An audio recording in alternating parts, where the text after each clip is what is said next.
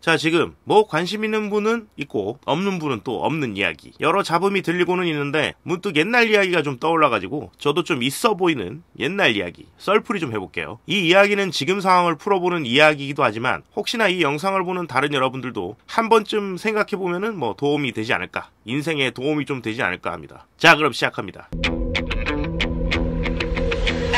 꼬꼬마 인턴 시절 아직 전공이 인권이니 뭐니 사람 취급을 받기 이전에 응급실 인턴은 처음 면허를 쥐고 의료행위를 하기에는 다들 싫어하고 부담스러워하는 그런 자리였습니다. 낮밤이 바뀌는 건 둘째치고 어리버리 까면 막 주변에서 막 욕이 날라오고 환자한테 활활 불타고 레지던트한테 활활 불타고 이리 타고 저리 타는 것도 모자라서 옆에서 같이 일하는 동기 인턴도 힘들게 하니까요. 여튼 그렇게 인턴 생활을 보낼 때 응급실에서 가장 많이 마주치는 환자는 마이너 TA라고 부르는 경증의 교통사고 환자들이었죠. 교통사고는 났지만 골절도 없고 의식도 멀쩡하고 걸어서 들어오는 환자들, 검사를 해보면 정말 의학적으로는 별거 없는, 하나도 문제없는 경우가 대다수였습니다. 진짜 MRI까지 찍어도 별거 없는 경우가 많았어요. 최종 진단명은 뭐 염좌, 아프긴 한데 힘들긴 한데 그냥 딱히 붙일 진단명이 없을 때 붙여주는 말이었죠. 삐끗했다 이 말입니다. 그런데 결과는 이상이 없어도 나는 사고 났다, 내 차는 폐차 수준이다, 아프니까 입원시켜달라 라고 하시는 분들이 대다수였고, 인턴이 해야 할 일 중 상당수가 이런 사람들을 퇴원시키는 일이었습니다. 염좌로 대학병원에 입원할 필요도 없을 뿐더러 나라에서 세금도 아니고 자동차 보험사 입장을 대변해서 큰 병원에서 입원비도 깎으려고 하기도 하고요. 안 그래도 입원 자리가 부족한데 중증도로 따져도 말도 안 되는 일이니까요. 그래서 한창 환자분은 검사 결과가 정상이라서 입원을 못 시켜드려요, 집에 가셔서 누워 쉬시거나 다른 작은 병원 가보세요 라고 말하면서 환자들을 물리치고 있는데, 당연히 컴플레인이 빗발치기 시작합니다. 아니, 내가 아파서 병원에 왔는데 왜 입원을 안 시켜준다는 거야? 병원이 아픈 사람 내쫓아도 되는 겁니까? 개중에는 진짜 싸움나기 일보 직전으로 분위기가 험악해지는 경우도 있었는데요. 이렇게 고생한 날, 일 끝나고 나서 이제 쉬려고 하니까 응급의학과 레지던트 형이 저를 불러서 고기와 술을 먹으면서 한 가지 조언을 해주셨죠. 어차피 나이롱도 있을 수 있지만 결국 아파서 온 불쌍한 사람들이 맞아. 그걸 네가 어느 정도 이해를 해주고 알아들을 수 있게 잘 유도를 해야 돼. 생각해보면 전혀 틀린 말이 아니었습니다. 보통 사람들, 의학 지식을 잘 모르는 사람들이 검사 결과를 얼마나 잘 알아들을 수가 있을까요? 검사 결과가 괜찮으니 입원이 안 된다는 말은